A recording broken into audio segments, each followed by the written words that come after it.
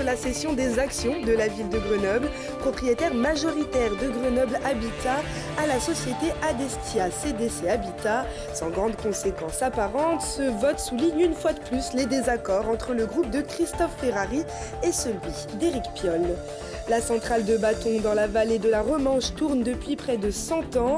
Complètement taillée dans le rocher, à l'architecture atypique, nous irons à la découverte de cette usine assez incroyable dans ce journal.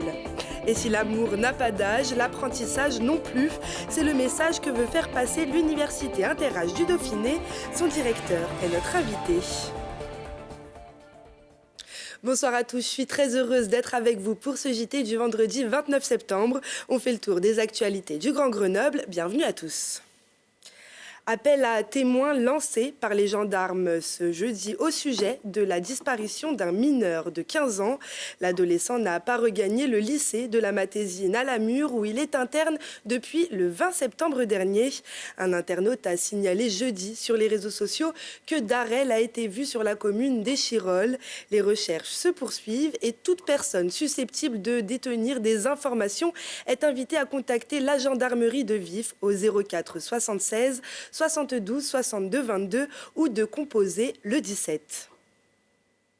Dernier volet ce vendredi avec la vente de Grenoble Habitat, bailleur social dont l'actionnaire majoritaire est la ville de Grenoble et qui souhaite le vendre à la Caisse des dépôts et consignations pour 37 millions d'euros.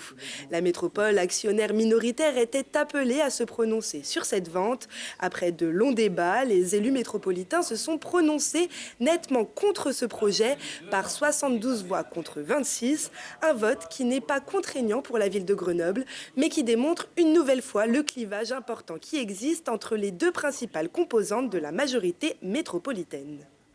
Ça ne met pas forcément en cause. La métropole aujourd'hui est actionnaire de moins de 1%. Donc ce qui a été voté aujourd'hui, c'est cet actionnaire de moins de 1%, qu'est-ce qu'il va exprimer à l'Assemblée générale sur les modifications. Donc voilà. Par contre, politiquement, c'est dommageable parce que la métropole est en charge du logement, que normalement elle aurait dû, elle, racheter GH, comme ça a été fait dans les autres métropoles en France. Ça n'a pas été le cas ici. Et donc ça aurait été bien que, comme ils ne la rachètent pas, elles se disent, bon ben voilà, il y a 50 millions d'euros qui arrivent pour le logement social sur le territoire. Nous, on ne voulait pas les mettre, mais du coup, on les accueille avec plaisir. Là, elle dit, nous, on ne voulait pas les mettre, mais on ne les accueille pas avec plaisir. Bon. Moi, j'invite les élus grenoblois à entendre le vote du Conseil métropolitain. Une nouvelle fois, c'est un vote qui dit clairement que les sujets grenoblois ne peuvent pas être vus par le simple prisme de Grenoble. C'est des sujets qui nous dépassent tous et le vote des élus métropolitains n'était pas simplement, comme l'a dit Éric Piolle, une volonté d'avoir un débat ici. C'était un vote obligatoire parce que juridiquement c'était nécessaire. Autre sujet à l'ordre du jour de ce conseil, la prime Herbois, la taxe foncière sur les propriétés bâties, le soutien à la population marocaine ou encore la participation de la métro au programme Nano 2026. Justement, alors qu'EST Microélectronique célébrait ses 50 ans au Palais des Sports de Grenoble et attendait pour l'occasion le ministre de l'économie Bruno Le Maire, une centaine de personnes du collectif Stop Micro s'est rassemblée juste devant pour faire du bruit et dénoncer les besoins importants en eau du fabricant de semi-conducteurs. L'an dernier, Emmanuel Macron avait annoncé le versement de 2,9 milliards d'euros d'argent public pour agrandir l'usine de Crolles d'ici 2026. Selon le collectif Stop Micro, les deux usines consommeront bientôt près de 400 litres d'eau par seconde, plus que la consommation de la ville de Grenoble. Il est de retour, le Vélo Tour. Après 10 ans d'absence, il revient du côté de la capitale des Alpes pour une 4e édition. La boucle principale de 16 km et 7,5 km optionnels pour les plus courageux passeront par le centre horticole de Grenoble, la caserne des sapeurs-pompiers ou encore l'Institut d'études politiques. Au total, 14 lieux insolites seront ouverts spécialement au vélo. La ville de Grenoble, nous, elle correspond parfaitement aux critères qu'on recherche pour faire un vélo tour. C'est une ville plate, il y a une énorme culture vélo ici à Grenoble.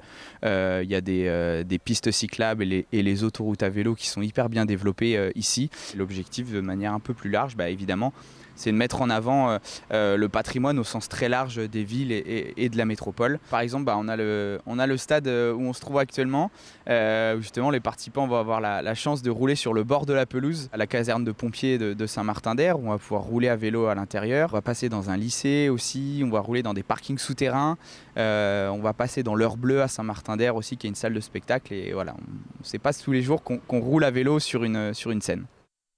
Il y aura une excellente ambiance. Alors la majorité des sites seront aussi animés. On y met de la musique. Beaucoup de participants vont venir déguisés. C'est un petit peu aussi l'âme du Vélo Tour, c'est de venir déguiser sur l'événement. Cette année, notre objectif, c'est de monter à 2000 inscrits, 2000 participants pour le Vélo Tour d'ici à dimanche. Et voilà, on sait que la météo est favorable pour ces dernières inscriptions. Donc voilà, l'objectif, c'est d'atteindre 2000 personnes sur cet événement. Et pour s'inscrire, rendez-vous sur velotour.fr.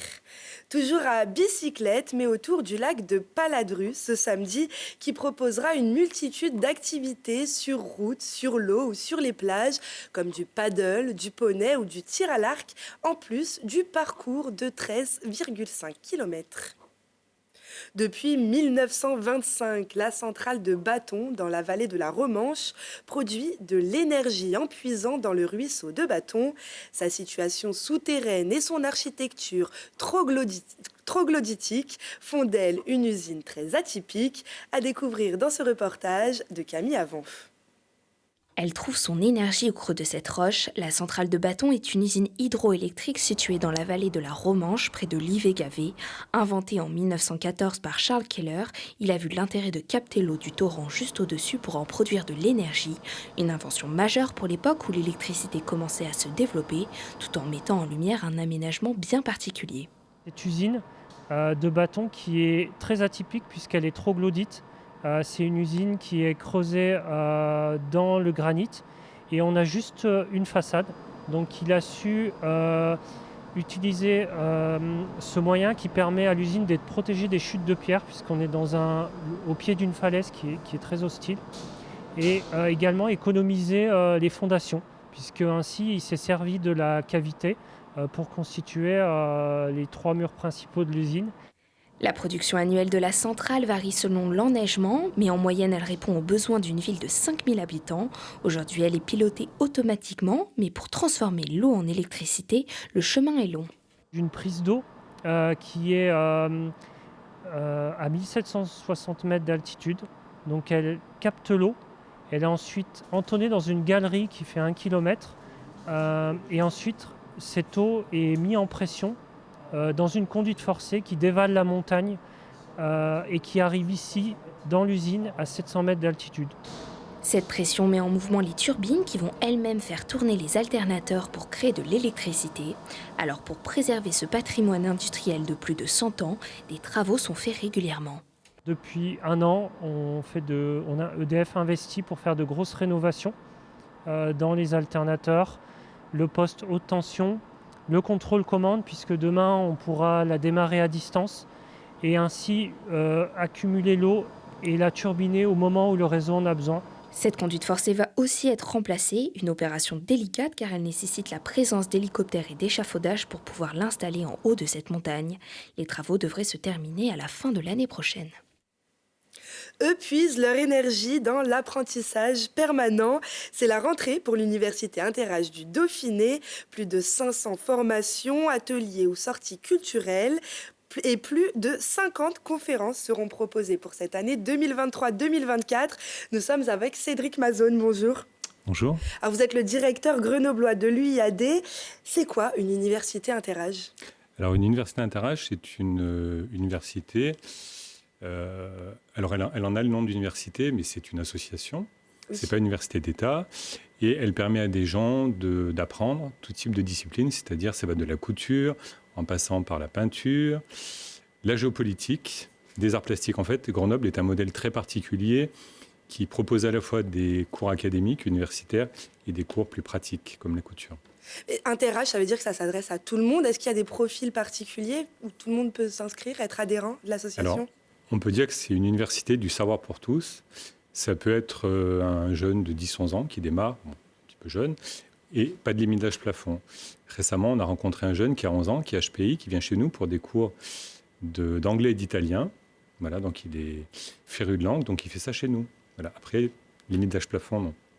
On imagine aussi qu'au-delà de l'apprentissage et des cours, il y a des paramètres sociaux qui vont entrer en jeu, la rencontre avec l'autre, peut-être de nouvelles amitiés qui se créent au sein de l'UIAD. Voilà, comme vous le précisez bien, l'UIAD, c'est l'apprentissage d'une discipline ou d'une matière, mais c'est aussi un lieu de sociabilité. C'est-à-dire qu'un des deux objets des statuts, c'est favoriser le lien social.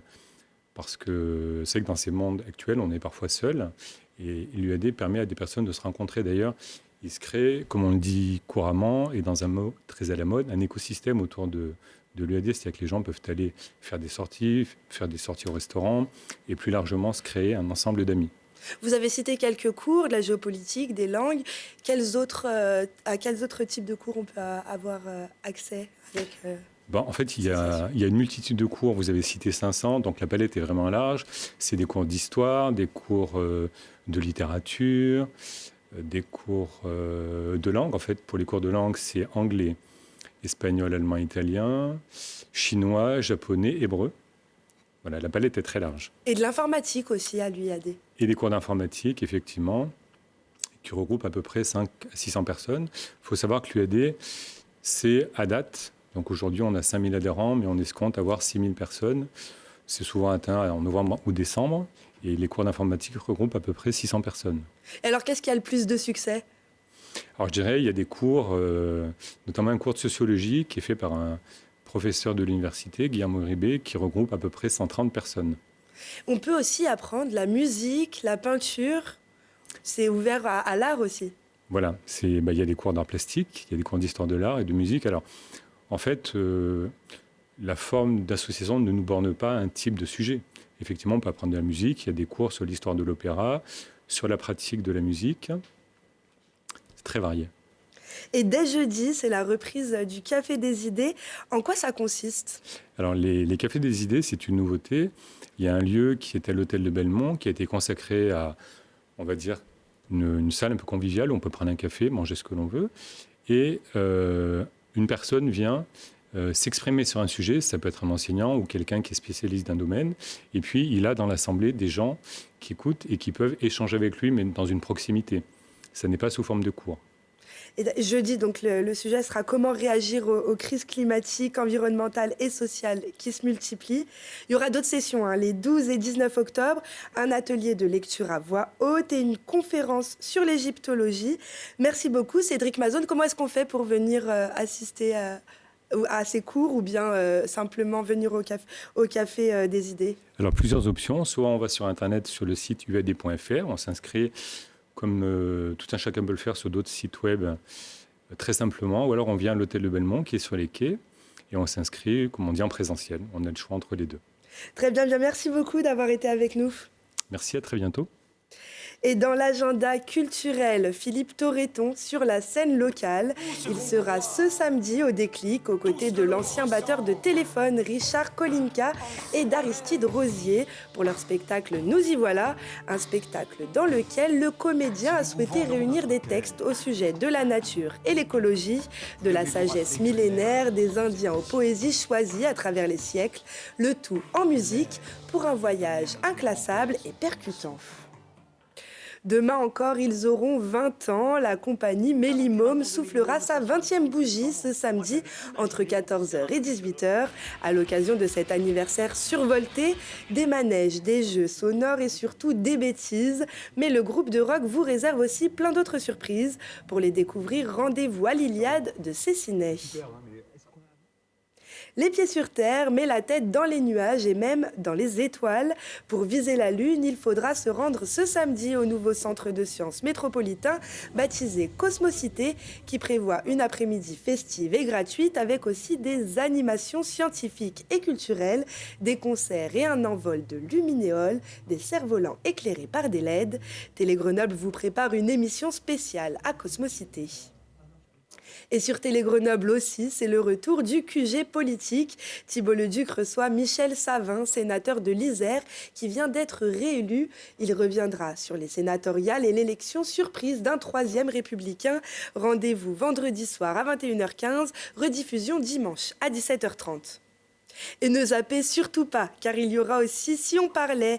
Lucille Dailly vous embarque pour un voyage de rêve vers l'Égypte antique avec une association dauphinoise qui révèle les secrets des pharaons au pouvoir, vers les îles Marquises pour rencontrer un artiste qui mêle ses racines grenobloises et polynésiennes pour sublimer la tradition du tatouage marguisien, et voyage vers vos rêves d'enfant avec l'association Grenoble Brique qui efface les limites de la créativité avec la petite brique Lego.